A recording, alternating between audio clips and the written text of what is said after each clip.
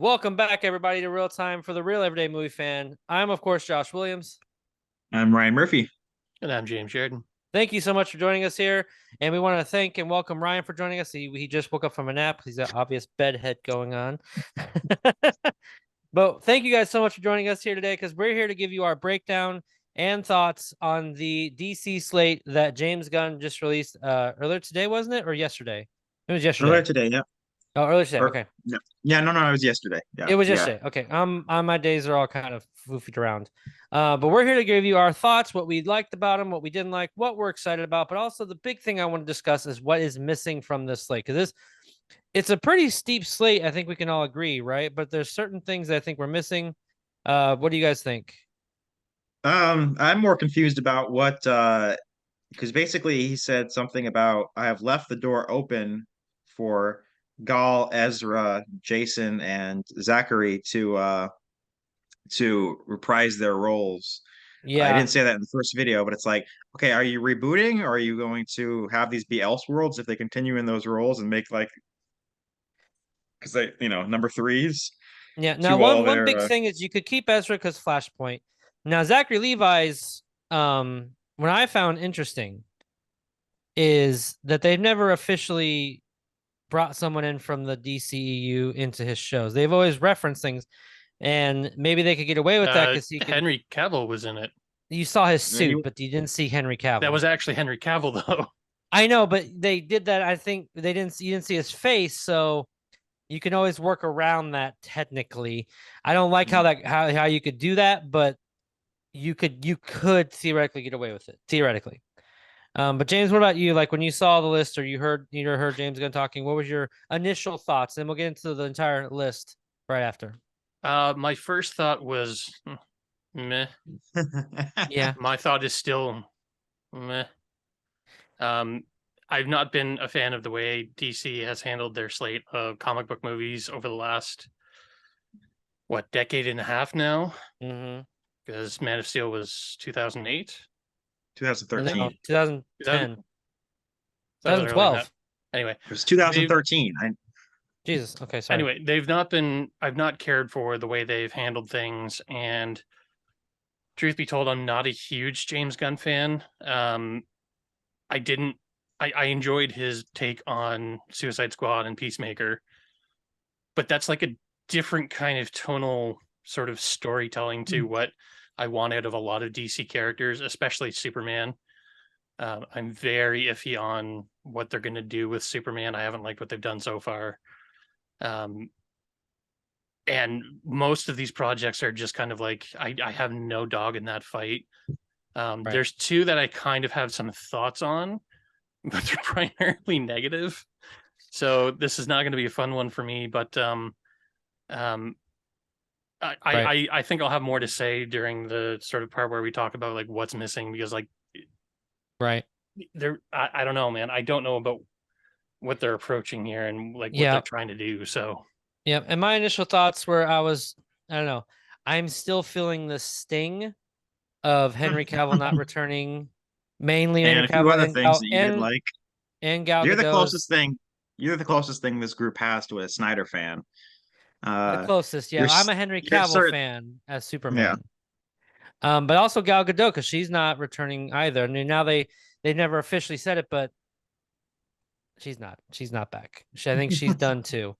Like the big three, Ben Affleck, Gal Gadot, and Henry Cavill are not returning from the looks of it. Well, definitely Henry Cavill, but Gal Gadot, it's almost pretty much confirmed now. So I'm still feeling the sting of that altogether. Because I don't know, seeing him and Black Adam, just like I liked Black Adam, it was all right, but seeing that like just got me so pumped, and then it was like the ground collapsed below me. You know what I mean? Kind of thing. Like it was like, okay, guess we're not seeing that now. So I like the casting of Henry Cavill. I've never liked their take on him. I don't like the suit you saw in Shazam, which is the same suit. Like when the suit shows up, I was like, oh, but if only it was like the real Superman suit.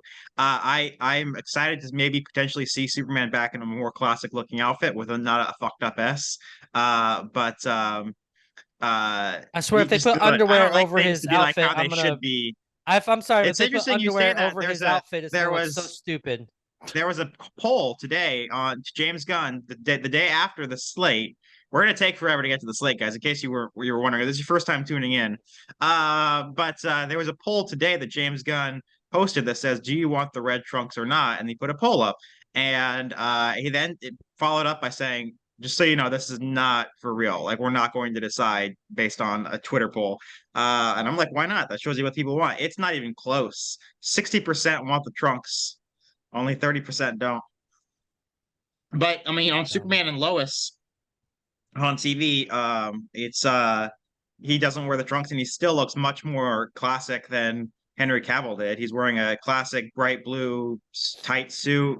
It's not some rubbery monstrosity that's like the color of like something that's dark blue. And it doesn't have this fucked up looking ass and a leather. I mean, it's just like, no, I want, like, I would like the trunks, but sorry you don't like Superman. You but would prefer 2023. He looked like Christopher Reeves did in the 70s Superman. That's what you'd prefer to see, and that's just no.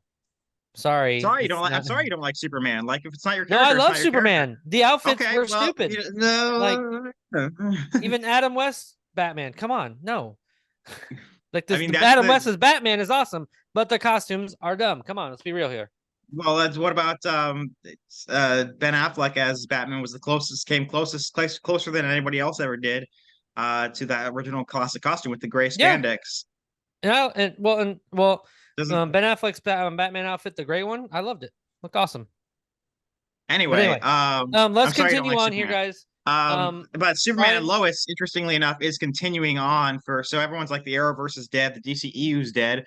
Well, the Arrowverse they've confirmed is Superman and Lois is the last surviving Arrowverse show, and they confirmed it will be coming back next year. It's basically been renewed for another season. They said it might go on for another 2. They said another season or 2. So the Arrowverse is not quite dead. It's hanging on past 2023. Don't enough with the gravestone signs that say 2012 to 2023. It's not ending in 2023. But as much as James Gunn might want it to, they had no comment on the new Gotham Knights TV show that everyone hates already. But also today they just announced that the TV show Pennyworth, which I had completely forgotten was a thing, has been canceled. So Gunn's goal here is to have everything that's related to DC, at least in live action, although some animated things as well, be one universe. Yep. And there's still a few things in that way, like Superman and Lois, like Gotham Knights, although I highly doubt Gotham Knights will not be canceled after the first season. So those are still, and there's still the window open apparently for some Snyderverse franchise to continue. So I don't know what that's about. Possibly. He did come out and go ahead, James. I was gonna say he did say that the Matt Reeves Batman will be a standalone Elseworlds thing, as well as Todd Phillips Joker. Those will be, and they said the only things that stand outside of that, and they will be standalone. They will not cross over. He did say Teen Titans Go as well. Yeah, he also said that those will bear the logo on their opening credits that say DC Elseworlds. Yep. So, but anyway, yes, let's get into the slate. Finally, the first thing that he mentioned, when he announced it, he basically made it sound like he had a very strong order to these things. Like, this is the order that I am saying them is the order they're coming out. So the first thing he mentioned was Creature Commandos, which is this a comic book? I've never heard of this as a comic book. It's an animated series. He said he's written all the episodes. Good for him. I'm happy for him, I guess. Let me look up even if this is a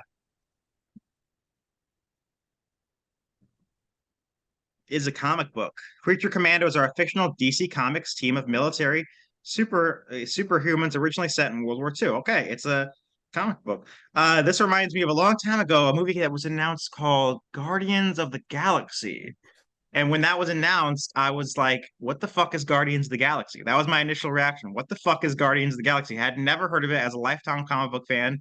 Then Marvel announced the movie, and that was my reaction. So now, to be 10 fair, years later, at the time they announced it, Guardians had been becoming more mainstream within Marvel Comics. They'd had they'd been tied into a couple of big crossover events, so they weren't as out of the blue as people make them seem. This I've never heard of. Yeah, and also to note that when Guardians of the Galaxy came out, they were a group of quintessentially nobodies, but Marvel had already finished their phase 1. They were already deep in their phase. This is right out of the gate. This is his, according to his slate, this is his first project in his new DCU. Okay, but continue. I have nothing. No, I don't think anything I have anything else to say. So the next one, no, I mean, unless you do. No, I'll get to my thoughts on it after. I just wanted you to continue with the slate. I just had to make that quick comment. But Oh, you want us to list the whole slate first, or yeah, let's Yeah, let's list just them go down through the it. line, and then we'll talk about them afterwards. Kind of give our thoughts on them, or the ones Okay. we look forward to and ones we didn't. So second is Waller, which is a TV show about Amanda Waller starring Viola Davis, which is apparently this wasn't in his video, but there's something else that said seemingly officially Waller will be set between Peacemaker season 1 and 2, which is the other question. He's promises a Peacemaker season 2 for a while now. Is he still planning on doing that? And if so, how's that going to fit into rebooting everything? But Waller, and then presumably season 2 of Peacemaker, and then the only thing that has actual release date is on July 11th, 2025, which is pretty freaking soon, all things considered. No director yet, but Superman Legacy, written by James Gunn. And then immediately after that, Lanterns. Woo! I'm I'm excited about that. Yeah. Starring Hal Jordan and Jon Stewart. So I guess John, you could be there too. The Authority, which is a really weird one. Paradise Lost, which is a prequel series to the Wonder Woman mythos about Themyscira. The That Brave and the be Bold, like a Game of Thrones kind of story. Feel to it, yeah. So lots of horrible things happening. The Brave and the Bold, which is a Batman movie. It sounds, we can discuss how weird the title is, but it's called The Brave and the Bold. It should be called Batman and Son, but it's about Batman. It's going to be the DCU's Batman with Damian Wayne. Well, Brave and the Bold is an actual Batman title. Is it? Is it specifically a Batman title? Because I believe it was. I believe it was like a team up kind of thing where he would like feature other Marvel characters. team up. Marvel had Marvel team up, and DC had the Brave and the Bold. But I didn't like. Even I always thought it was just random DC superheroes teaming up. I think it was. I think for a large part of it, it's been Batman centric. No, it is. It's created in 2018, but it's called The Brave and the Bold, Batman and Wonder Woman. Josh, Brave and the Bold goes back 70 years. Oh, 7 years? Okay, well, I'm just looking up this now. Well, there was the show that was about Batman. It's called Batman, the Brave and the Bold, but there was a comic called Brave and the Bold that maybe I'm remembering wrong, but I thought was about it was largely centered around Batman. Okay, so after that is Booster Gold, then Supergirl, Woman of Tomorrow, a Supergirl movie, and then Swamp Thing, which again, I'm gonna go say, well, let's start with Creature Commandos. Do you have any thoughts on that, Josh? Other than the fact that none of us have any thoughts on it. Otherwise, I said earlier, no. I mean, from looking at the picture, it looks like Weasel is going to be in it from Suicide Squad. Which okay. But other than that, I have no clue who any of these characters are. I had to look up the character names and who they were. Never heard of them before in life. My problem is, if he was to do this, fine. You know what? He wants to take his, stretch his wings and whatever he wants to do and try new things. Great. But you're starting your DCU with this. Yeah. What the fuck? Like seriously. They learned nothing from the MCU. The ones that they've tried to emulate it, they're trying to do it again, and they're still not understanding the structure that made the MCU successful. I don't know, guys. First of all, he has said that the phase chapter 1. Oh, first of all, they're also copying the phases, phase 1, and they're calling them chapters. And chapter 1, their chapters actually get titles. So chapter 1 is Gods and Monsters, and he's saying chapter 1 really begins with Superman Legacy. It really earnestly begins. He said that in the announcement video. Like, this is where it really begins. We have to do Creature whatever and Waller. I almost said Creature Comforts and Wally, which is a very different slate. But because Creature Comforts is a Wallace and Gromit skit, so that would be like that'd be a animation. But anyway, no, it's whatever. I don't think it's as weird as you guys are throwing it out to be there. He like Superman Legacy is going to be the big opening number. This is a little animated show. Okay, it's a little animated show they're going to try out. It's not that they're not trying to make it be the biggest deal. Well, he came out and said that everything he releases has a purpose towards its chapter or towards its goal. So I don't know. For me, like that's like saying like this is going to for me saying. First of all, go ahead. the Superman Legacy is going to take 2 years to get made. So Yeah. they probably want something little in the meantime that they can make rather quickly, So Sure, but this might be something that if they're trying to develop a continuity between all of these in a universe, and they throw out this unheard of property to the mainstream, um, that is sort of the lead of their universe. Like, this is the start point of our continuity again. Maybe because we're not sure how Flashpoint is going to affect the continuity that's come before. Because I've heard Right. different things about it being sort of like a new crisis kind of situation. Mhm. Like, people may not end up actually watching that, and then like they're missing a huge gap in continuity where like these things will come up later, kind of thing. Like, all of the people I keep talking to who are skipping all of the Marvel shows on Disney Plus because they don't have time to watch it, and then they watch one of the movies and it's like, I have no idea what's going on. Who the hell are these characters? And it's like I hate to say it, and like I wish that these things could kind of survive on their own, but at this, when we're this deep in the continuity, you need to have all the pieces. And I think that leading with this might be a mistake where people might be missing this aspect of it when it starts to catch up with everything else later. Right. That said, the benefit of streaming now is that, we can go back and rewatch these things at any point. Sure. But I have a feeling that this is probably going to be something that's slept on, and that might hurt the audience reception to what does come later. Right. So the next one, Waller. So this is obviously gonna be live action. I am excited the fact that Jeremy Carver, who created the creator of Doom Patrol, is actually making this. Why would you be? Oh my gosh. I like Doom Two more Patrol. seasons. I I love still that have 2 show. more seasons of that show to watch. And every hour it's like the worst hour of my life. And I just am such a completist. I have to watch it, and it's the most painful thing I've ever had to force myself through. I enjoy the It's hell just- out of that. Yeah, so I Oh like it gosh. too. The only But benefit to that show is hearing Brendan Fraser curse, which now, I've never before in my hear life. me out. He's Hear me just so out. I like, because he's a great creator of Doom Patrol. I will say, knowing Viola Davis as a character, I don't know if the tone, if he's going the same vein and no, it's not. tone as Doom Patrol, I don't know if it'll work. Does that make Yeah, sense? I don't think there's gonna be. I don't think they're gonna have Amanda Waller be forcibly orgasmed in the street by deity. You have problems with comedy. Like, you hate comedy for some reason. Anytime there's like an absurd joke in something, you call it the dumbest thing ever. And it's like, it's a joke. I understand if you didn't don't even like say I hated that. I didn't say I hated that. I said that's not You're going to happen mocking in it like Waller. it's something it's supposed to be silly. It's absurd. It's an And absurd I'm saying it's concept not going show. to happen to Amanda Waller. That's all I'm saying. This James. is why I like these roundtables. I love you listening to you. I just wish I had popcorn right now. Just listen to you two argue. But anyway, no. So who knows? I mean, then again, like, because you can say that he may have had that tone for Doom Patrol, but he may not for this one. Because I mean, the Russo brothers proved that you could do something like Community. All of a sudden, you make a spy thriller like Winter Soldier, and completely tonal change of what they're used to doing. So I mean, you really could never know. And so I will say, but he's a great creator as far as creating a show. I think from nothing. And so we'll see. But I am curious how it's gonna, if even John Cena's Peacemaker is gonna make an appearance or not. I have a Because feeling she this did is play probably gonna be her going in her own direction, and like Waller's got her hands in all kinds of different pots. There's other stories they can tell. He might have like they might have him cameo at one point, but like right. I have a feeling this is going to be her story separate from that.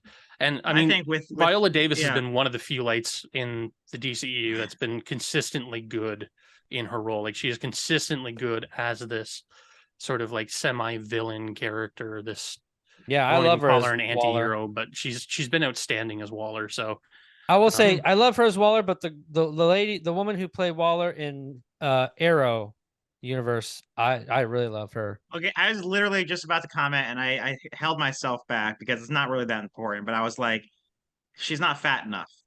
Not a big deal at the end of the day. Like, she's okay, so fine. Viola Davis isn't a hot person, or isn't a fat person. But whatever. And then Josh is like, well, I like the lady on Arrow. I'm like, are you fucking kidding me? The lady on Arrow was a stone cold fox. She's not Amanda Waller at all. Like, hey, look, Amanda Waller is supposed to be like this fucking like John Candy looking motherfucker. And like Josh is like, I like the Jessica Alba looking girl on Arrow. Like, I don't know. Whatever. I mean, I liked her. I'm having some technical difficulties, but we'll still continue on. I liked her. Just she gave more of a sinister, badass, like "don't fuck with me" vibe in Arrow, and I liked that a lot from That's her. not what Viola Davis gives. I'm Not as much as like she was really like Valdez. She's too sympathetic of an actress that I like. Like I like her in so much stuff, but for the woman who was an freeze Arrow, James and I's faces right there. We're like, I don't know. I like her. uh, For the other one, it's just it really gave off like she was a really like I don't know how to describe it. But anyway, let's continue on. Ryan, what's next? Superman Legacy. And this one I am so excited for. I feel like James Gunn. I mean, James has said multiple times. I don't know if James Gunn has the right tone. I'm like, Guardians of the Galaxy was a lighthearted movie. I mean, it Hard was, disagree. I mean, I don't know how you disagree It about was something like so that. cynical. That was not It's a lighthearted. it's a movie set to fucking Redbone's Come and Get Your Love. I mean, it opens Yeah, up that's on, humor. It doesn't mean that it's not cynical. I wouldn't call that but lighthearted.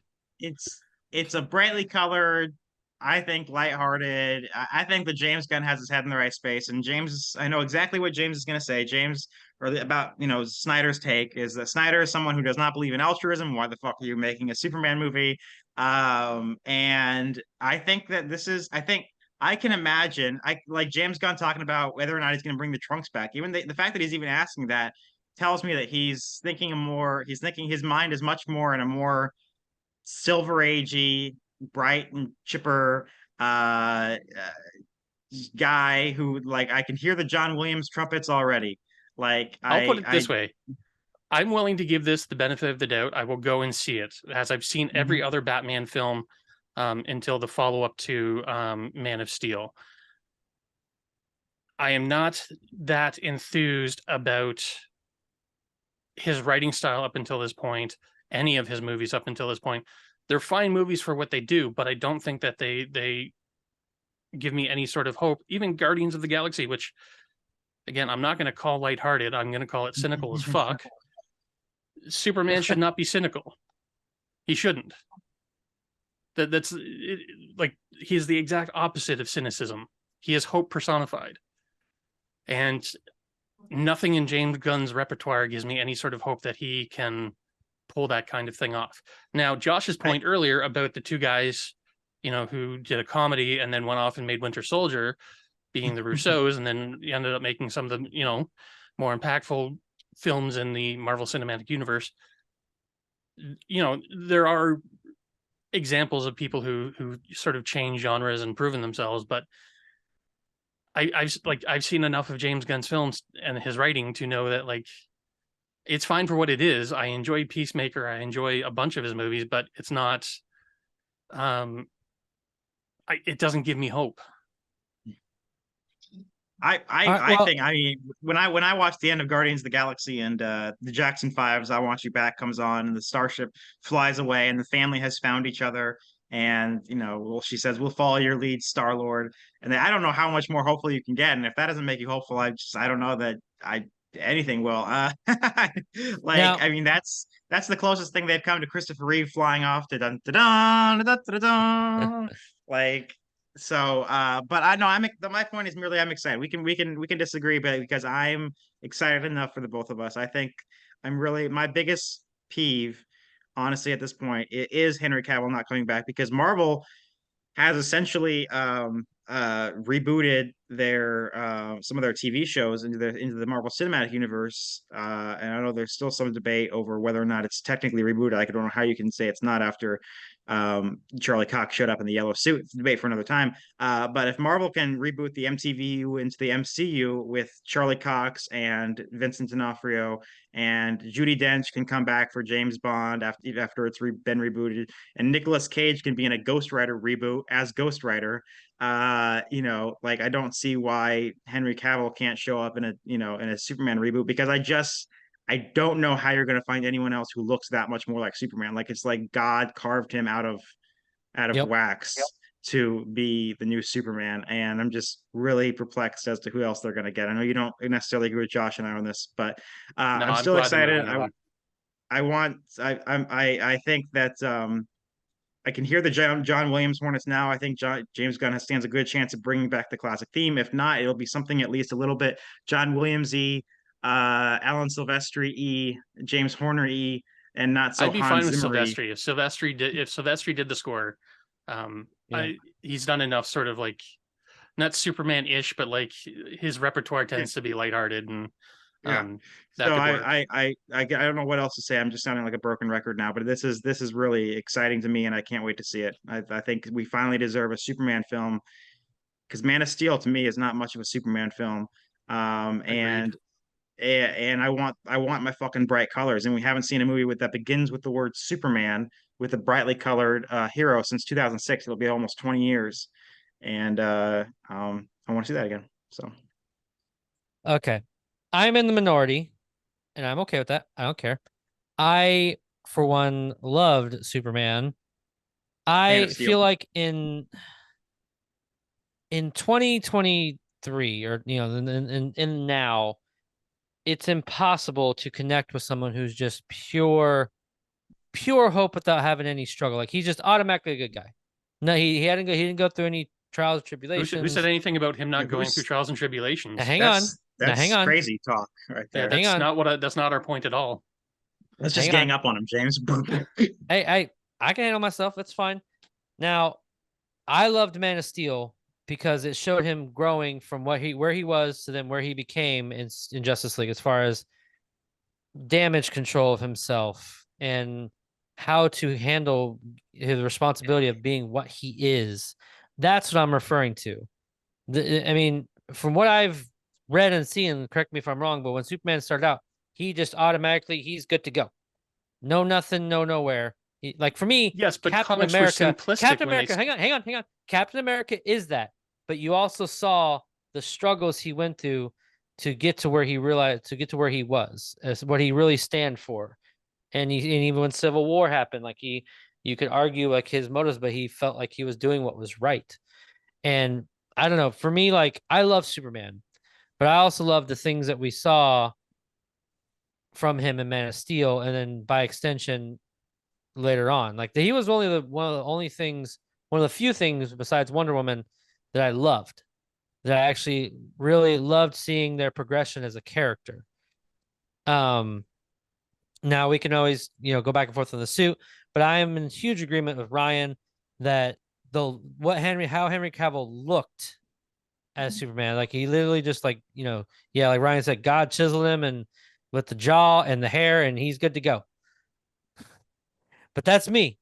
Some people can really otherwise. And I will go back to, I was worried because I thought this Superman was supposed to be like younger, but apparently this is not an origin story. It's just going to be, you're just being thrusted into who he is, which, I mean, we've seen, I guess, origin stories before with Superman, so I guess it's not a from what I got, thing. it was sort of, he's still supposed to be early in his career, so it's probably going to be like what the Batman was.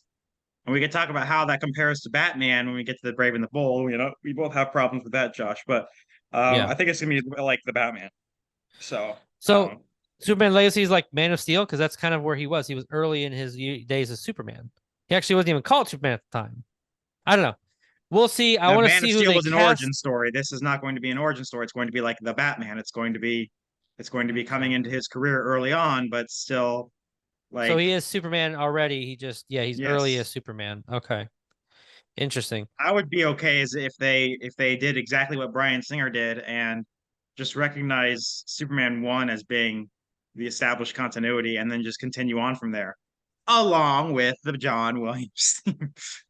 That Superman movie was god awful. I'm gonna be real. Hard disagree. James, god awful. Okay, I love that on every level.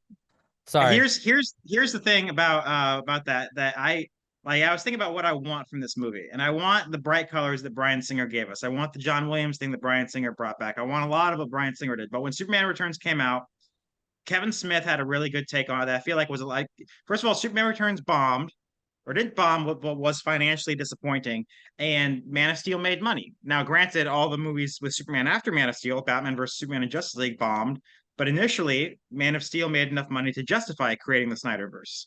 even if nothing else in the Snyderverse with Superman made money. But I was thinking about what the Superman Returns do wrong that might connect with people, because I still want to see a lot of what he did. And Kevin Smith, when Superman Returns came out, he said, first of all, he always puts this disclaimer. Like, first of all, I have to make a disclaimer. Bryan Singer's a better filmmaker than me. Throw a fucking rock and you'll hit a better filmmaker than me. He always works in that humility in there, which is much issues as I have with the man. I appreciate, but he's like, but when I was done with that movie, I would pay anything just to see Superman punch somebody. I think Superman 2 needs to open up with him punching somebody. I don't care if it's an old lady on the street. He just walks up to the old lady and decks her. Just open Superman 2 with him punching somebody. And I think that is what so many people out there. I just had a conversation with a coworker today. He's like, so many people out there, I've heard it since college. I've heard it since high school. It's just nauseating to my ears that all these normies are like, well, he's just boring and he's invincible except for kryptonite. And then the bad guy like Lex Luthor uses, yeah, James is shaking his head like he knows this is like as ridiculous as I do. Like then some of the bad guy uses kryptonite on him, and then that's it. I'm like, okay, to be fair to all those people, when Bryan Singer brought him back in Superman Returns, that's basically all he kept doing. And I feel like if we got like, I want to see. Then when the Man of Steel trailer came out, it literally like had this stinger at the end of Superman punching Zod and then zooming through the city really fast and punching it again and zooming through the city really fast. It was like fucking Superman action, and I want to see a blending of those things. I want to see the dun dun dun dun dun dun and the Obi-Wan Kenobi Superman pose, and I want to see all that with Superman punching someone and having some action and having some brawls, throwdowns, and I think that James Gunn might be perfect to bring those two together. So we shall see. All right, so let's move on to actually the one that I'm out of this whole slate. This is the number one thing I'm looking forward to. Really, out of everything. The Authority. Lanterns with no, The Authority is next. Oh no! Oh, I had Lanterns as next. Well, you had it wrong, my friend. Oh well, I'm sorry. Not The Authority. Okay, what is this? Okay, so you guys are more the comic book guys than I am. So what is The Authority? Okay, I might be the only one who knows anything about this. The Authority is a completely separate comic book. It's not in the DC universe. It might be published by DC in the same way that Watchmen was, and until recently, Watchmen wasn't connected to the DCU. But it's about like, so the way it was described to me is like, imagine it's basically the Justice League of an alternate universe where Superman and Batman are lovers. Like that was how it was pitched to me. There's like a Superman-like character, there's like a Batman-like character, there's like other people-like characters, but it's a lot darker. I think like James Gunn describes it as people who think the world is broken and are trying to fix it. But the real interesting thing to me is like that he is taking something that, to the best of my knowledge, has never been connected to the DC universe, and in his DC film universe, the DCFU, which is funny because they're not calling it that. They're calling it the DCU, which is confusing because it's anyway. In his DC cinematic universe, this is going to be in the same universe, which is really bizarre. It might be the most bizarre decision out of all the things we talk about today, because these are not small characters. These are big, as far as I understand, godlike characters on the same level as Superman, and he's pushing them into this universe where they don't belong. And they're probably going to have a big role in the eventual Justice League or whatever the big crossover event movies are. And I'm not sure how that's going to play out. I don't know much more. Yeah, I don't know much more than you. I wonder if it's going to be like Eternals. I wonder if it's going to be like Eternals, where it's like those characters were big bombastic characters too, like godlike characters with incredible power, and nobody had ever fucking heard of them before. Right. And nobody talks about this goddamn giant hand sticking out of the ocean. And it's like the entire story has just been completely forgotten, even though it's like this big cataclysmic event that nobody seems to remember. And it's like, so I'm wondering if it'll be something like that, where it's like it exists in the same universe but not acknowledged, which I don't know. I don't know how they're gonna, like, to me the thing I would rather see them do is, instead of the Authority, if they're going to bring in a super team prior to Justice League, bring in Justice Society. Do a period piece movie about the Justice Society in like the 30s or 40s or something, where some of these characters are precursors to the ones we know now. Like we get the old Green Lantern and maybe the old Flash, and we had the Justice. Had it right, it was Lanterns first. Okay, let's finish talking about the Authority. No, I had it wrong. I was wrong, my friend. We had Justice Society and Black Adam. Yeah. God, that was horrible. No, James, I I don't think love has seen. Doctor Fate. Doctor I don't Fate. think that James has seen Black Adam yet. James has this No, great thing where he No. values his time, and I don't think we should fault him for that. I wouldn't even say I value my time. I just don't want to watch it. It looks stupid. no, It's not I even a liked value of it. time. I just have zero interest. Same with Aquaman. Everyone Uh, keeps telling me how great Aquaman was. I'm like, big fat goose egg of interest on that one. Hmm. I like Justice Society quite a. I mean, not Justice Society, but Black Adam. I liked it. Didn't make as much money as I thought it the should. weirdest thing you've said since I've known you. I liked Black Adam. There's nothing wrong with it. Like the end credit scene was way better than the rest of it, but I liked it. It was You good. say there's nothing wrong with it? I mean, there's things wrong with it, but it's not like so overt. Like I think I gave like a 7 out of 10. Like it's okay. You know, it's good. It's serviceable. It's enjoyable. And I loved Doctor Fate. I loved Hawkman in it, and so yeah, I don't know. You like two characters. And well, of In all of the course, Justice Society, you like two well, characters. of course, you like I like Dwayne Johnson's Black Adam. That's a given. But there was only really 4 in the Justice Society in that whole movie, and the other 2 were just kind of See, I would like say I obscure. would rather see something done where it's like they've got the Hall of Justice, they've got the big Right. round marble table, and Yeah. like the Justice League is inspired by these heroes that used to exist, have all died or gone away at this point. Right. And maybe Dr. Fate's helmet still exists and someone new can take up the mantle or something in the new continuity, but like it becomes the inspiration for something later on. But like I would love to see sort of I've said for years I want to see more period piece superhero films. Especially I would love to see a Superman and Batman in like the 1930s in like their, like the original like comic glory kind of thing. Sure. And I think Justice Society would be a perfect way to do that with a modern sort of continuity where it's much like Ryan's idea for Fantastic Four, where, these heroes existed a long time ago, except he wants the Fantastic Four to come back. These would be, characters that existed, died, and their mantles are taken up by new people. And, the Justice League moves into the Hall of Justice and takes over where they left off when, some cataclysmic events that brings them all together Right. basically creates the Justice League. And we do sort of the Avengers buildup of introducing these heroes, bring them all together, and then they've already got a headquarters just sitting there that's been dust and decayed, and Right.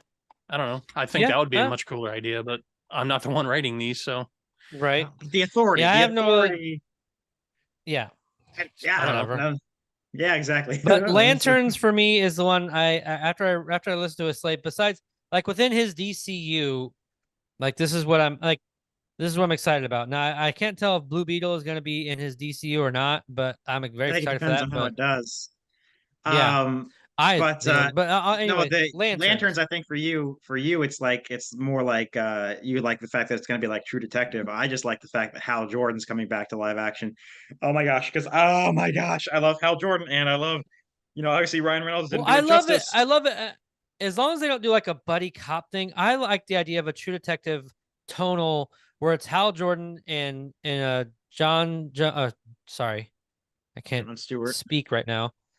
John Stewart, kind of solving these intergalactic crimes happening in the zone that they, that they protect, and I kind of like that idea of it having a TV show like that, and having 2 of them, which is to me that's exciting.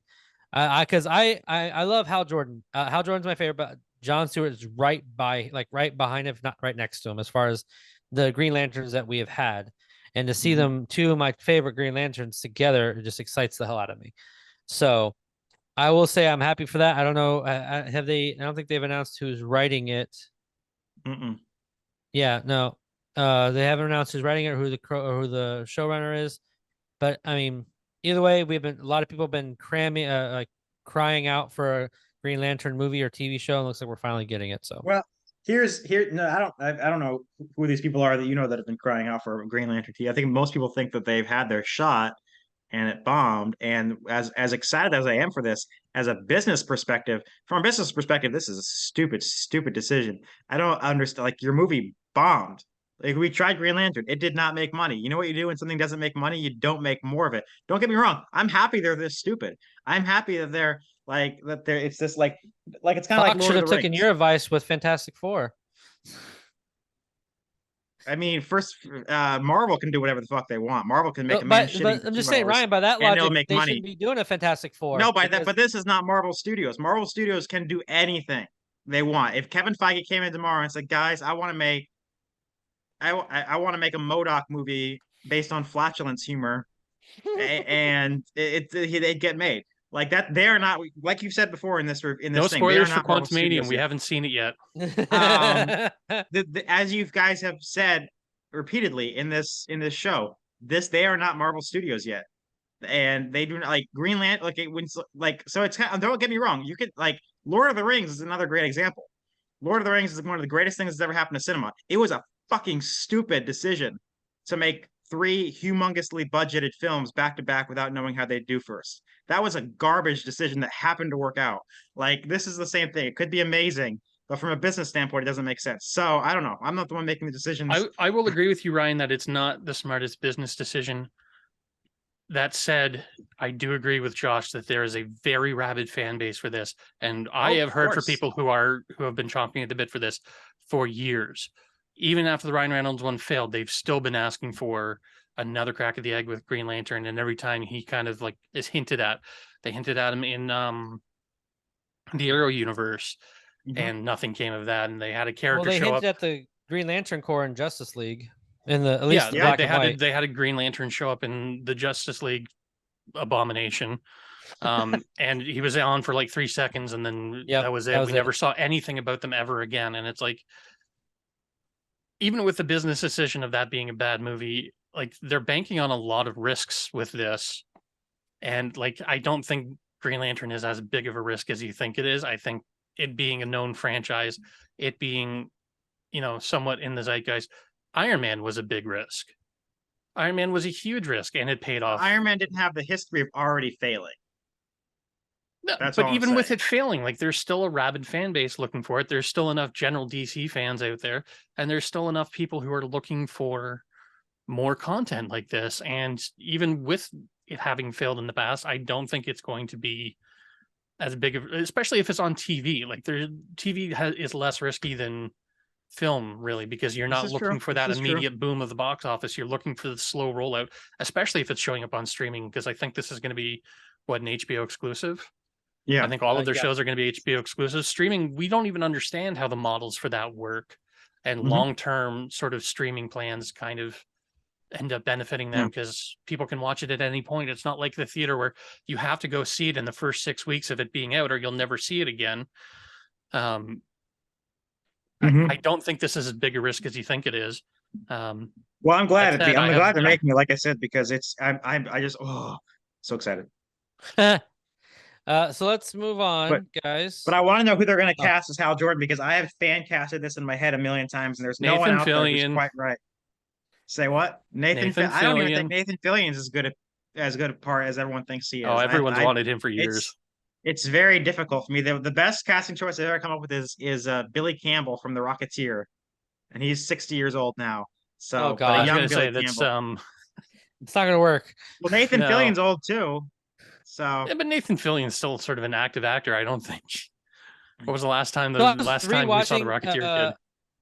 A little peek behind the curtain again. Now, before we got on here, I was rewatching Top Gun Maverick, and someone who could be a good Green Lantern because he's smug and an asshole is Hangman Glenn, from I forgot his name. Glenn Powell. If there's ever been a character that I've wanted to punch more, I can't remember it.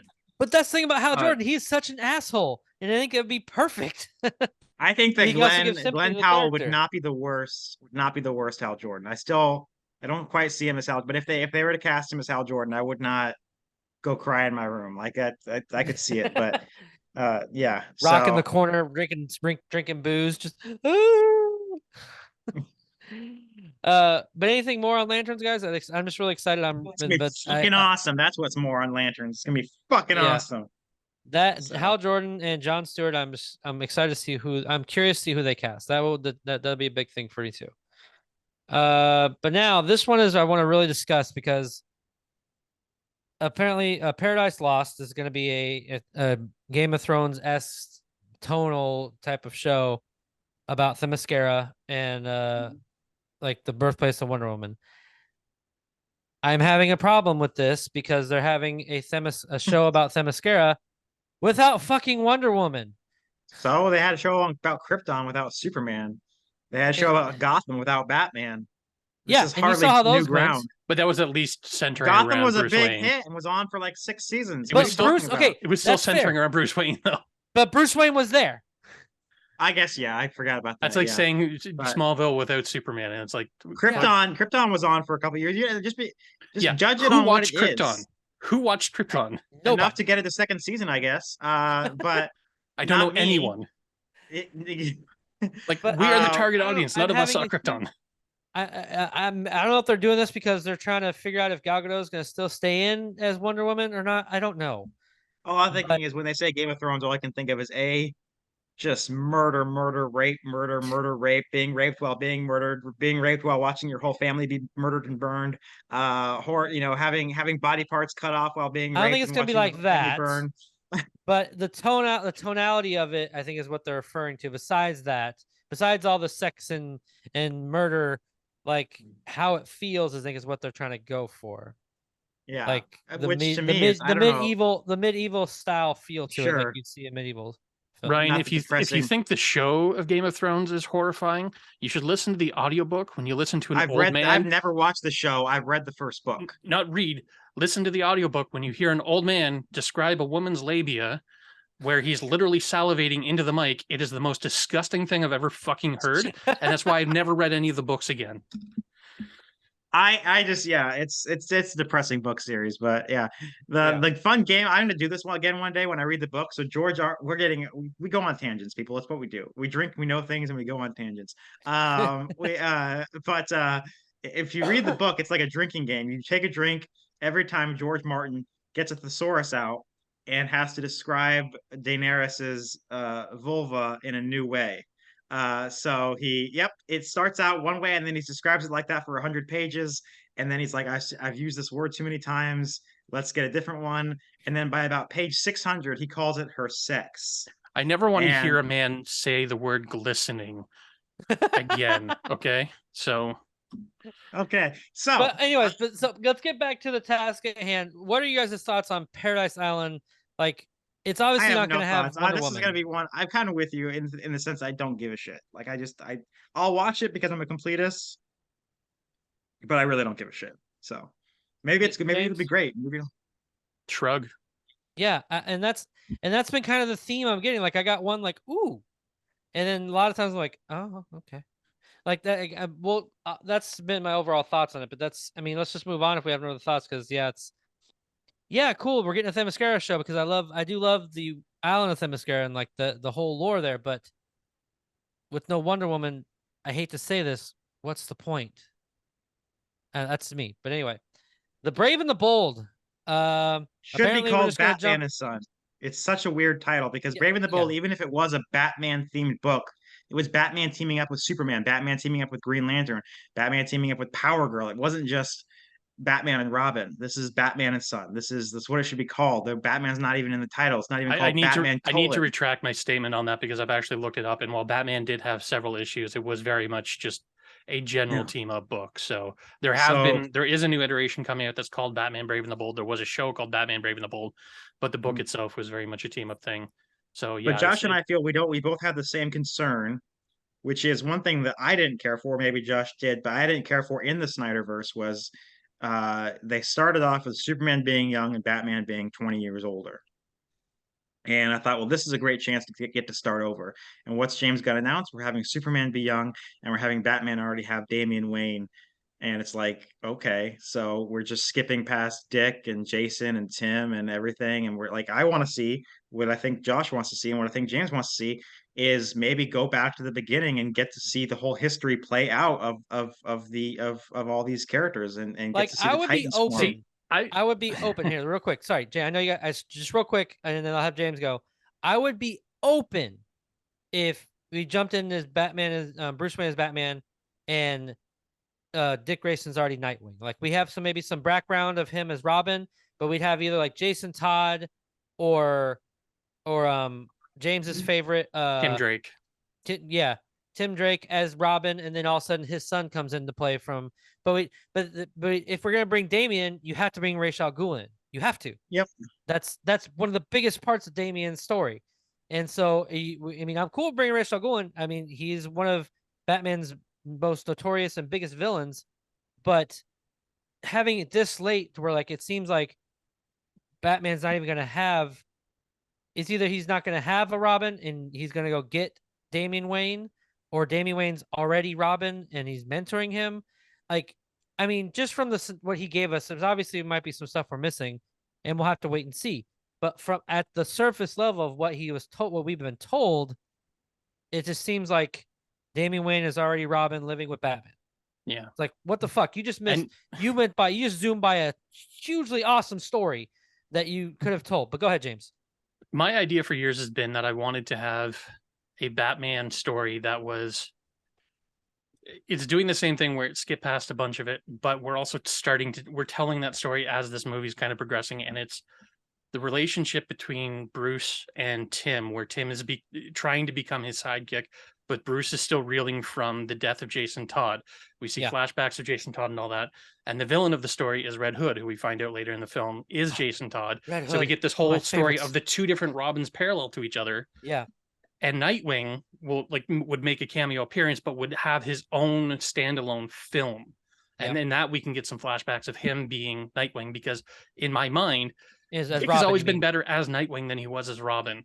Right. Now that Jason is back, he's much better as Red Hood, as the anti-hero, than he was as Robin. Tim is the only one to me that actually fits the role of Robin and fits the role as the like the sort of heir apparent to the mantle of Batman. He is the most detective-like. He is the most intelligent.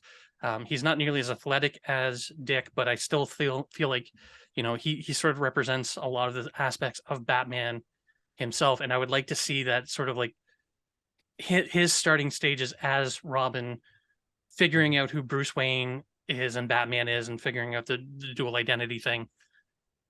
Jason, of course, being the villain and all that. I think that would make a much more interesting story and bring us all of these pieces without just skipping ahead to the worst Robin who has ever been put on paper. Which James Gunn said is my favorite Robin. Which, like, I love Damian Wayne as a character, not necessarily as Robin, but I love him as his, like, I can't fucking stand him.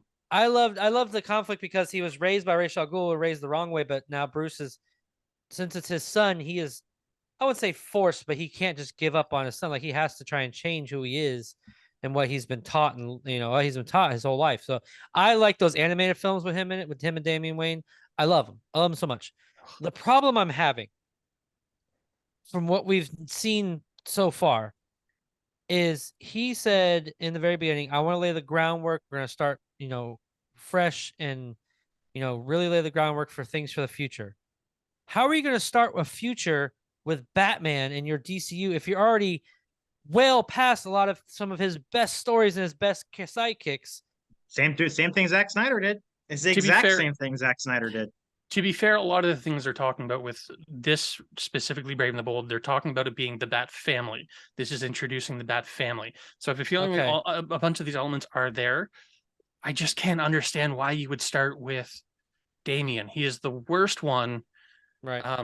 And if you're doing that, like, the problem with the way DC treated a lot of these characters, like, yes, Tim has his own mantle now. Jason has his own mantle. Tim, they just turned into Red Robin. It's like, you're not even trying to give him his own identity. He's like adjacent. And then Damian takes over his role. And it's like, you're wasting one of your best characters to put in one of your worst characters. So, like, even if they are introducing all of these other characters, are they just going to skip Tim entirely, or are they just going to force him into a stupid Red Robin role again?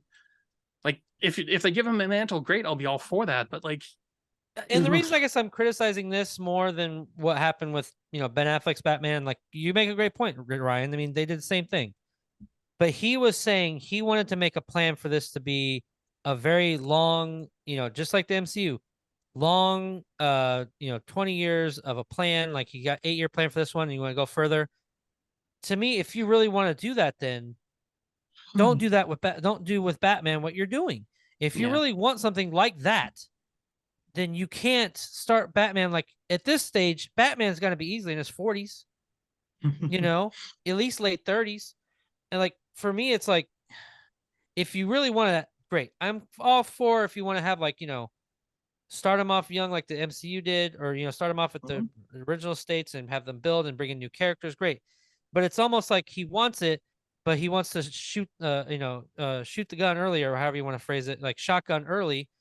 To all of a sudden we're right in it. We're thrusted right into it. You know what I mean? So I think it's contradictory to me. So I don't know. Yeah, like for one, like I said, we couldn't be more excited about Superman Legacy and Lanterns. Couldn't be more concerned about this. About like what I want more than anything out of this. What? Yeah. I just had a thought. What do you think the over under is that Joker's the villain? Oh God. Again. But what I want out of this whole DCU, what I've wanted since they announced they were rebooting it, is Superman and Batman, Wonder Woman, Barry Allen, Aquaman, Hal Jordan, and John Jones forming the Justice League. Those 7, not Cyborg, not John Stewart, not Hot Girl, not I want not Hawkman. I want the classic freaking Gardner Fox Justice League in bright fucking colors, like garish colors. Yeah. And we'll get to that. But like they're not gonna even if they do that, they're doing the same mistake Zack Snyder made, and they're having old fucking man Batman. It's just pissing me off. I'm just like, So let's move on, because we're gonna get to that what we feel like is missing, because we've been kind of going what we like and don't like about each one of these. So the Batman sequel, I mean, we shouldn't really send too much about this. I think we all loved the Batman, at least I did. I'm excited for part 2. For number 2, it should be coming out. Says 2025 is what he's hoping for. October. October 3rd, 2025. Yep. So I mean, it's called the Batman Part 2. Yeah. So I'm all for it. You see how excited James is when it's the Joker as the villain. I will give it a shot because I loved the first one so much, but God damn it, there are so many other Batman villains. I think, James, take it to the bank. Let it be recorded tonight. I think the next movie is going to be like a Sinister Six movie. I think it's going to be like a ton of Batman villains teaming up. I think it's going to be the Joker and the Riddler and I don't know, Mr. Freeze, Penguin. I think it's going to be like everyone ganging up on Batman. And I'd be fine with that. I'm just tired of Joker. Like Joker has his own standalone film. Joker's been in every iteration of Batman there is, and it's like great villain, but there's so many other villains we can do. There's so many other iterations of characters that like we haven't seen before. Like we did it in our review, but like I'd love to see Hush. Hush would make a great film in that universe. Hush would be fantastic in this world. Yeah. Like so many villains that we could do. Again, Mr. Freeze being a fantastic, villain that is a little more out there than what they've done so far, but like so are most of his villains. But like just honestly, I'm so tired. Like love Joker. I've loved many of the iterations of Joker, but like it's the same problem with Spider-Man where we just keep going back to Green Goblin, and it's like I love Green Goblin, but there's so many other villains we can do. Please, can we move on, please? Yep, I think we're all. I mean, for the most part, I'm excited. I mean, Robert Pattinson proved himself. He's a good Batman, a detective Batman. So let's move on to one that I was scratching my head on. Like, we keep talking about how we're going to talk about what we're missing, but from the obvious ones that we're missing, to then just have Booster Gold. I think Booster Gold has a huge following. Real quick, James, explain to me why I should be excited about Booster Gold. Because he's fucking funny, dude. He is one of the most outrageously hilarious characters out there. I've been looking forward to a Booster Gold story ever since I saw that episode of Justice League where it was just focused on him. There's this great disaster, and he's this like stupid, terrible side character. And if you team him up with Blue Beetle, if we get Ted Kord in this film, which they haven't announced yet, but if we get Ted Cord, I would be so fucking happy because they can do the movie I've been waiting for years, a Booster Gold Blue Beetle team up comedy duo where it's like buddy cop kind of like absurd situations, you know, and especially if you throw in time travel and they're like blipping all over the place by accident. And I just think the opportunity for comedy there is substantial. I love this character. I love, you know, what it represents for the DC, because it's a lighter side of DC, and not in the same vein as Superman where it's all hopeful. It's like this is intentionally goofy, and it's like that's great. It's sort of it'd be like the Ant-Man of the DC universe. I like where you said Ant-Man, but I was the whole time I was thinking this is the most ironic thing ever because this is the fact that James Gunn, he would probably write this because this is the Guardians of the Galaxy If this ended up of being a DC. Guardians of the Galaxy-esque kind of thing, I'd be fine with that because I don't mind the humor that was in that is fine. I don't want that humor in Superman. That's what that's the delineation I'm trying to make. But like I'm just saying, this is like, but you've also said openly you're just not a fan of Guardians of the Galaxy, and this is like I can see this being like Guardians was fine. Guardians DC had some great comedy. I just think it's grossly overrated. Okay, but anyway, this is Booster Gold is such a Guardians-like character. I can see him joining the Guardians if Warner Brothers and Disney merged. Like he would be the first in line to go be like, I want to be a Guardian. Like he's a very Guardians-like character. And actually, it's funny you mentioned Glenn Powell as Hal Jordan. This is the role that there's been a fan outcry for Glenn Powell to Oh to be yeah, casted. he'd be great. Oh, because he's such a prick, and it's like, oh, yes, this. Ooh, I'm excited for this now. Please do it right. Please do it right. Please. So the only introduction I've ever had to Booster Gold is from like animated films or animated shows. So like I don't know a ton about him. Did you see the Justice League episode that James was referring to? Yeah. He's trying to save the day, and he's like, all the spots are taken, and the little boy goes, "Sir, my ants are in that burning building," and he goes, "I'll save you, ladies," and it's an ant farm. Like that is one of the best episodes of that show, and it made me fall in love with that character immediately. So, but the problem, the thing I'm sitting here scratching my head on is like, okay, we're making a Booster Gold movie. Cool, great. You're telling me you're making a Booster Gold film instead of something like Martian Manhunter. Why would they make a Martian Manhunter movie? There's not a Martian Manhunter series. Hold on, what? John Jones has always been just that character who's in Justice League, just like Hawkeye. Like this, there's no Hawkeye comic series. I don't know. Just, like, there may have been a mini series here and there. But no, like, there was so many other characters that you can make a film for. There was an ongoing Matt Fraction series that is highly, highly praised that the Disney Plus series was based on. All right. So at any rate, John Jones, I think they've attempted to give him a series here and there, but largely he is just the guy in Justice League. Like when you watch Justice League, there's 6 characters that you know and love from other things, and then there's John Jones, who's basically like the heart and soul of the Justice League. And I'm just saying, yeah, I'm getting it before a lot of stuff, but you know, it's James Gunn. This is just such a James Gunn-ish character. And again, like if you wanted to have Booster Gold, that's awesome. But again, in your chapter 1, like what about chapter 2? Maybe like I don't know, just if we're wanting to get that Justice League that fans have wanted, like that Justice League group that you alluded to. I mean, at how this looks is like Booster Gold's going to be on that Justice League slate. I don't know if I'd go that far, but that leads us into the next part. So yeah, so let's continue on to something I'm intrigued about because I love her as a Supergirl, Woman of Tomorrow, which looks like it's going to be a mini series. No, it's a movie. Oh, hold on. Oh, it is a movie. Sorry, I was just reading this. This is supposed to be based on he said this is based on a recent comic book run that made a big splash. I wasn't aware of it. But again, this goes back, it's sort of like Damian Wayne. It's not as big a deal as Damian Wayne because Damian Wayne is like 20 years into DC, continuity. Right. Supergirl is like maybe 5 or something. I don't know, but I don't know what chronological year that Supergirl showed up in Superman's life, in Superman's career. What is this, James? Okay, go on. I'm just saying Supergirl's been around since the Silver Age, dude.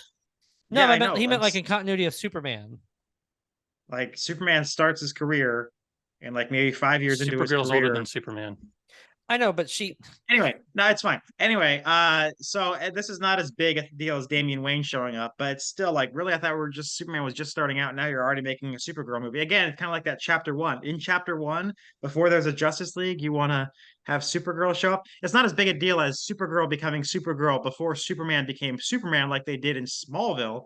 But if we're going to talk about all things that Smallville did wrong, we'll be here all night. So, you know, I stand by that show.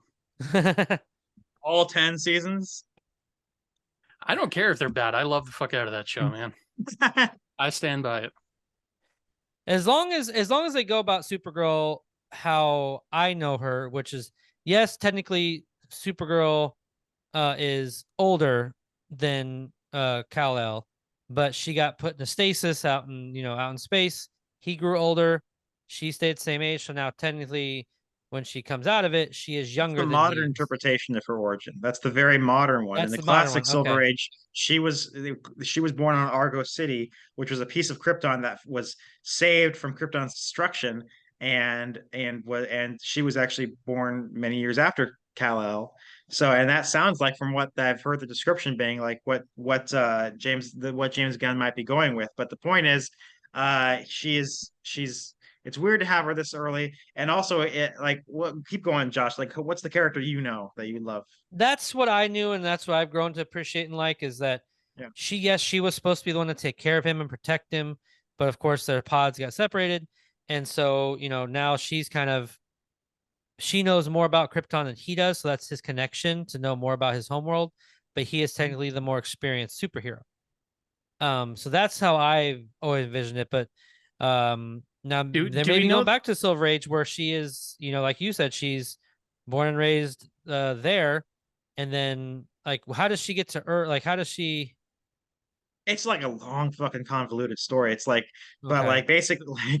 but basically, Argo City is destroyed years after, like when she's about 16 years old, and that's when she comes to Earth.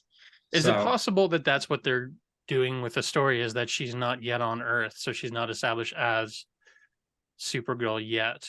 Like, we'll know her as Supergirl, but like, could they be doing? I don't know what the story is that they're doing. Well, it says here. So let me read what it says here. According to Hollywood Reporter, we will see the difference between Superman, who was sent to Earth and raised by loving parents from the time he was an infant, versus Supergirl, raised on a rock, a chip off of Krypton, which is what Ryan was alluding to, who watched everyone around her die and be killed in terrible ways for the first 14 years of her life, and then come to Earth. She is much more hardcore and not Supergirl we're used to. Ooh. Okay. Every version I've ever seen of her, it's like, yeah, she watched her entire planet die, but she's still so chipper. Like, it's like, it you didn't read the Batman but... Superman series then. Yeah, she was very resentful. I have read that the Apocalypse, the one that was turned into the movie Apocalypse. Yeah, so, yeah, I've read it, but like a lot of other stuff, she went very dark in that. Yeah, well, I loved her a lot. Apocalypse is like Slave Leia. It was very weird. Yeah, and if people want to call me a noob, that's fine. I don't care. But I really loved her portrayal in Injustice a lot. Never played it. Yeah. I liked it quite a bit, and she in the comic books too. So I don't know. We'll see how it goes. Again, I'm intrigued because I like Supergirl a lot, and she looks like she's going to be a young teenager. So from what it still sounds like when she gets to Earth, but we'll see.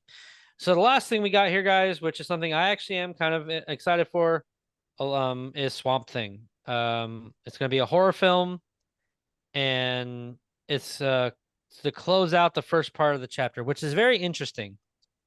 To be the close out your first chapter. I don't know. What are you guys' thoughts on it being? I don't have much other than that. I don't know much about Swamp Thing. I know there's been 2 movies, a TV series, and then another TV series recently, and the TV series bombed hard. From what I understand, it was just like an embarrassing flop for Warner Brothers. So it's another decision that I'm not quite sure makes the most financial sense. But then again, James Mangold opened up today and said James Mangold is in talks to direct the movie. James Mangold is one of the most white hot directors working today. So the fact that he's got his name on this is don't forget that Swamp Thing has also had some of the most prolific writers in all of comics on his books over the years. So he's had some very high profile, very well regarded runs over the years, to the point where like he's got a very devoted fan base. I don't know if that will translate to mainstream, but I think when you're that deep into their slates, you're kind of going along for the ride and you're going to see whatever they put out. I think this has potential to be one of the better films in this, or is it a series or a film? It It's a doesn't film. say. Oh no, it says horror film. Okay, so it has the potential to be one of the better films in the slate. I don't have a dog in the fight because I'm not that interested in Swamp Thing, but I do know, like, especially like the Alan Moore, and I think Grant Morrison was on it, or no, maybe not him. He's had some like very big names writing it, and like there's potential for them to pull a lot of really good material to create this from. Yeah. I like the fact it's gonna be a horror film. Well, what I'm curious that's about, been Swamp Thing's thing for yeah. decades. Like obviously, so MCU is very known for having different genres as far as what they explore in their films, but tonally, they all are the same. Can we all agree with that? Tonally, like Basically, yeah. like you have Doctor Strange is more of a horror-esque, but it still tonally sticks within its realm and its world.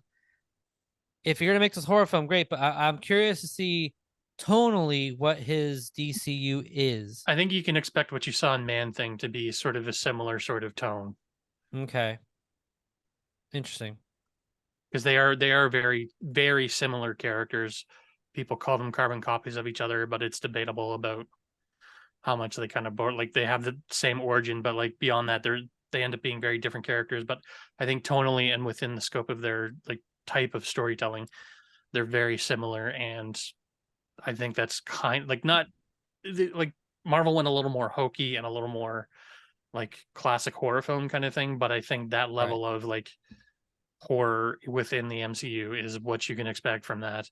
But Maybe then not. again, Maybe they'll go full horror because, you know,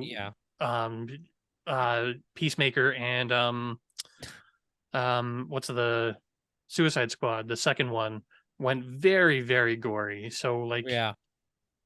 Who knows, especially like, if James Gunn's in charge, you don't know how, like, horror is his mainstay. Horror was, you know, what made him his name. Yeah. Yeah.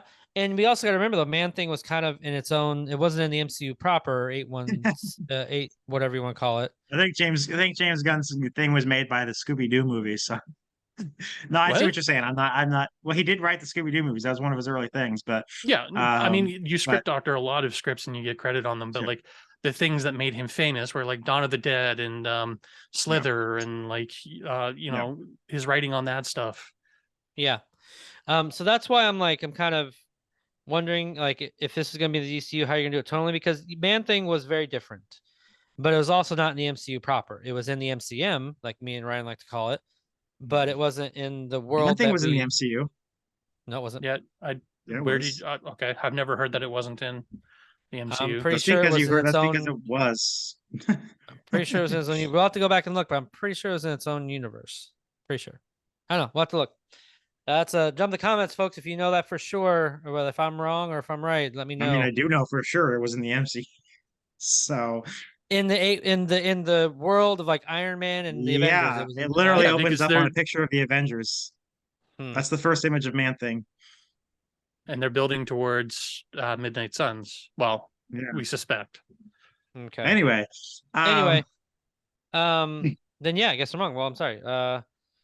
Either way, we will see how it turns out. I love Swamp Thing as a character because he's he's not a good guy, he's not a bad guy necessarily, but he's just kind of he is the protector of the green is what he likes to call it. Like he's the protector of the swamp, of the land that he protects, and he doesn't give a crap who you are or you know what you do. If you harm it, he will kill you. I mean, it's simple as that.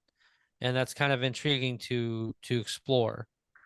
As far as like, you know, even if like say like a superhero that we know and love comes to do something, he's not going to be a friend to you, you know what I mean? Like he cares more about the green than anything else. So that's very interesting. So let's move on here. Let's close this discussion out, guys. Whoever wants to start, go right ahead. What is missing What do we feel are like? We look at this slate, and I don't know if as a slate as the whole, I'm just kind of like, okay, like I'm just kind of scratching my head because there's a lot of things missing here. That's my big question: is what are they building towards? Because if they're Yeah. trying to do an MCU type thing, like the MCU was very clearly, the first phase was very clearly building towards Avengers, even if like, you know, we didn't know Avengers was coming immediately, but eventually when they announced it, it's like, okay, we can very, very clearly see, you know, them building a team. This is kind of disparate and all over the place, and they're building a universe, but it's like, I don't know what the sort of like connection point is going to be, and if it is going to follow a like MCU type roadmap. Like it could not, we don't know. But if like this first sort of chapter, as they're calling it, is supposed to lead to something, I don't know what that something is going to be necessarily. Like I would where hope these... it's a Justice League movie, but who knows? I mean, because again, talking about what's financially viable, what's been tested, Justice League financially disappointed. Like so, and but their whole hope is that with James Gunn, they have a new direction, they have new tones. It might appeal to people that the first Justice League didn't, and they might try Justice League again because what else do they got going for them? Well, they've They tried want to it compete 3 with Marvel. times and it's failed each time. 3 What times. they did a TV series in the 90s, which was abysmal. And I'm not Yeah. talking about the animated one. They did a live action one. I know. Yeah. There was the one that they were spooling up to do with what's his name from Mad Max. And then George like Miller's they had Justice League sets Mortal. built, they had everything built, and they just scrapped it for reasons. And that's part of why the Justice League film that did come out was so costly. They had to make the money off of that to pay for that other one. And it's like they brought out another one and gave it 2 different cuts, and it still was, you know, abysmal. So like I don't know. I don't give it a lot of faith, but I'm confused what they're building towards, if they're building towards something or if it's just going to be characters cameoing in other films. Justice League made $650 million on a $300 million budget. So $650 million that's a lot more. Like considering, like I just found out today, I was today years old when I learned that Sonic the Hedgehog in 2020 made $300 million and got 2 sequels. So I guess it's all relative, folks. You know, but I mean, and I'd rather watch Sonic than another Justice League at this point. But 650 is not terrible. It just, it had a really high budget. Like I was going to say, that's technically barely breaking even once you include advertising. Yeah. So like maybe the budget included the $300 million budget included the former George Miller's Justice League. Maybe just go really low budget and have like it's a James Gunn movie, so just have Superman and Batman sitting in the watchtower together, like throwing peanuts into a garbage can and talking about, you know, like stuff, and just make it for really cheap and see if it makes any money, you know, like. But I think so. I think what we're all, in terms of what's missing, I don't think it's missing because he did say this is only the first part of chapter 1. But I think what they're building up to is another Justice League movie, and I just, oh god, I want it so bad. That's what I'm talking about. And sorry, folks, that my camera has died, so you're just gonna hear my lovely voice and not my face, because who wants to see my face? We're still looking at your face.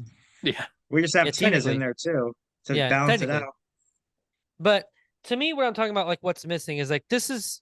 I mean, besides Blue Beetle, like. I feel like that could easily be what really starts this off, but he already stated Superman's what's going to start off his DCU. What I feel like what's missing then is like, okay, this is your phase 1. Usually, typically, your phase 1 or chapter 1, you're introducing what you consider like your biggest characters are going to be your foundation and your anchor of your series, of your entire franchise moving forward. You have Superman, you have Batman, Damian Wayne. Those are your big, and Green Lantern. Those are your biggest ones, like the ones that we all know. That's it. And you tell me this is your chapter 1, this is your foundation? I don't know. Like for me, like a lot of the stuff that he's announced to me seem like half of them are something maybe meant for chapter 2.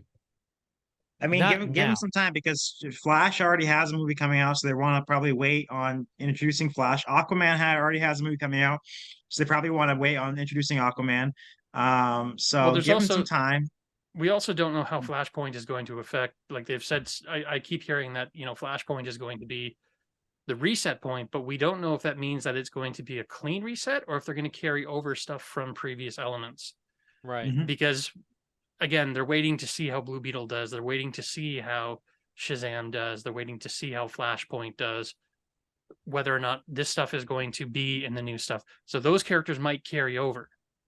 They might, completely recast the characters. We don't know, but like that stuff's still Oh up in my the air. So gosh. we might have more people involved. What? I just had a crazy thought. So we're getting a new Batman. And that's the crazy thing, is that we're going to have two Batman franchises going on at the same time. 3 if you count the Joker.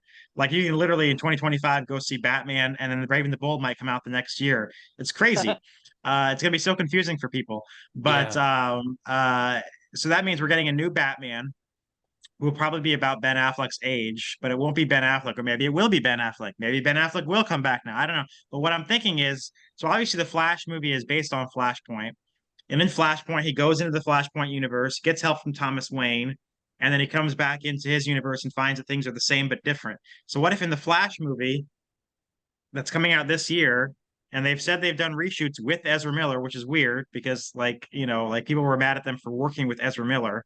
You know what I mean? Like, but they have done reshoots with Ezra Miller post all the shit. And like, so what if he goes into the back? And I know that Michael Keaton's Bruce Wayne is taking the place of Thomas Wayne. Like he's going to work with Batman, Ben Affleck in the beginning. He's going to go back and he's going to go into Flashpoint, and he's going to work with Michael Keaton's Batman, who takes the place of the Thomas Wayne Batman in this movie. And then he's going to come back and find that things are the same and different. What if when he gets back at the end of the movie, that's when we meet the new Batman that's going to be in The Brave and the Bold instead of Ben Affleck? He's like, whoa, you're different. That's Could be. I would be cool with that, honestly. Like, but that doesn't solve the biggest problem that the DCU has, which is Ezra Miller as the Flash. Yeah, I mean, even they could use Flashpoint as a point, like, oh, he's just different now. Like we had 3 different Spider-Men who are completely different actors. They don't have to be the same person. Mm-hmm. It could just be Flashpoint changed them, and wow, you look different. Yeah, how about that? Or just get different actors. I mean, fucking Batman changed Rhodey changed actors. They didn't need some cosmic imbalance to, No, But I'm just when saying, if we have Flashpoint as a reset point, this is now the time to, if you want to recast the Flash. Yeah, and they've come out with statements like Warner Brothers is committed to working with Ezra Miller during their recovery. Like, fuck no, this person is a fucking psycho. So just drop. Anyway, yeah. and if they did that route, I would be more okay with that, because that at least gives some organic way of sending off the DCEU in a way and starting fresh and new. I mean, cool, that's fine. I just, as a whole, looking at his slate now, like if they did that, that means like technically then Blue Beetle would then be his first film in his new DCU. Then you'd have to answer the question chronologically. Then does Aquaman fit in? Is this Aquaman in this new DCU? Well, Like, yeah, there's and a lot of what's his name's questions been that will need to be answered with these other films, like Fury of the Gods and stuff like that. the I Aquaman know what actor James is gonna say here. whose name is escaping me has been talking to James Gunn and has been like posting exciting news and whatnot that he can't report, but like clearly they have some sort of plan. The rumor right now is that he's going to come in as Mojo, so they're probably going to Lobo. Yes, Lobo, and they're going to probably completely recast Aquaman at that point. Aquaman and Gadget, because they're like, man, this guy looks much more like Lobo than he does like Aquaman. Well, no shit. But Yeah, that is the but rumor. So, and that's the other thing. Like, then if that's the case, then I don't know. My excitement for Aquaman just kind of goes out the window for the second Mine went out a Aquaman. long time ago. But I mean, this one, Josh, you can go and enjoy Aquaman 2 for being Aquaman 2. It doesn't always have to be leading into something else. Like, so I don't want to get invested in something that I know is not going to be there. But James, Josh, you didn't say that about All Quiet on the Western Front. That's a Like, singular you didn't- movie. Oh my, that's the You weren't dumbest like, thing. oh my gosh, I can't go That's see not Okay, a I'm gonna franchise. be hyperbolic like you. That is the dumbest statement you have ever made in your life. No, it's not. It's not a franchise. You went to go Ryan. see All Quiet on the Western Front because you thought you would enjoy All Quiet on the Western Front. You weren't worried about getting invested for future films. Why the fuck does it have to be different with Aquaman and the Lost Kingdom? Go see Aquaman and the Lost Kingdom to see Aquaman and the Lost Kingdom. Like, James, it's say what you're gonna say. It's not a franchise.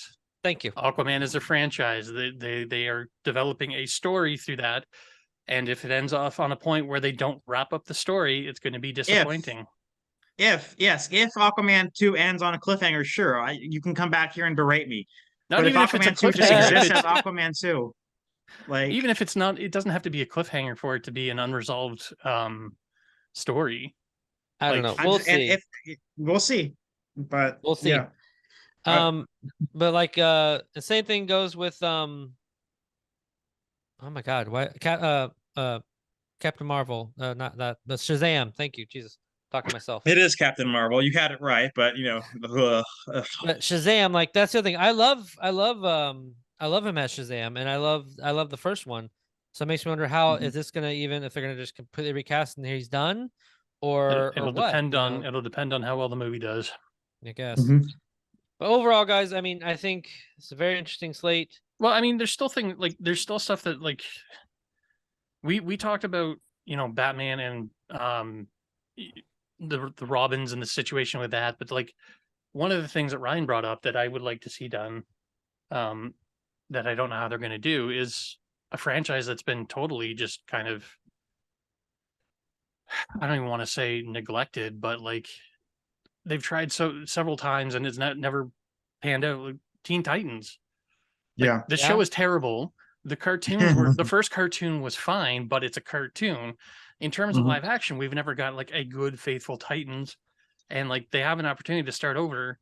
Um, but like, is it going to be Damian Wayne? Like that would be terrible. And it's like, No, that's just like I said, I want Barry, Hal, John, and Clark and Diana and Arthur to be in the Justice League in the same way. If I get Teen Titans, it's got to be Dick, Corey, Raven, well, I was going to say that Wally. be careful because they're not technically the original Teen Titans. I know, They're I like know. the second iteration. Technically, Yes, the but yeah, 80s version of the new Teen Titans when Dick is the most becomes definitive Nightwing. one. Yeah. To me, that is the era that I would like to see. I'd like to see Gar. I would like to see Cyborg. That's where Cyborg belongs. I would like to see Yes. Raven. James and I really agree about this. It's not usual, but it's when we hit a note where James and I are like, I absolutely agree. I'm indifferent. Like if you had to put a gun to my head and say pick between Martian Manhunter and Cyborg, okay, I'll go Martian Manhunter, easy. But I mean, it's not Who's about gonna like put this gun to your head? Choose between Martian Manhunter and Cyborg, motherfucker. you never know. There's some crazies out there. But for me, Yeah, like but the other thing I see that's like wait, which one would you choose? Which one did you say you'd choose? Martian Manhunter. Okay, good. That means you're sane. I've been wanting to see Martian Manhunter on live action for a long. Like I saw him in Supergirl, great.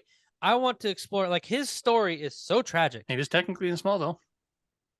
Yeah.